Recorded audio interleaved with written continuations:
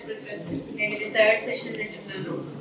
3 sessions లోనూ కూడా వాళ్ళు చక్కగా ఎక్స్ప్లెయిన్ చేయడం, అది ఇక్కడ మన పిల్లలు తీసుకోవడమే చాలా, వాలంటీర్స్ తీసుకోవడమే చాలా గ్రేట్.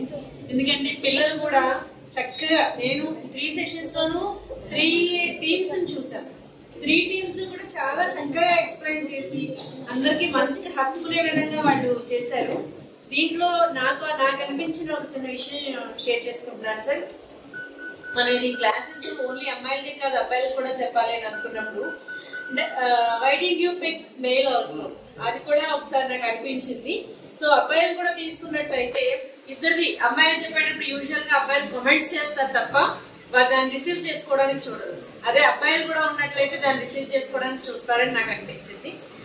ఈ సెషన్స్ ని ఇప్పుడు మనం ఇక్కడ విన్నాము, ఇలాంటి సెషన్స్ చాలా చూస్తున్నాము, బయటకు వెళ్తున్నాము, మన వర్క్ లో పడిపోతున్నాము.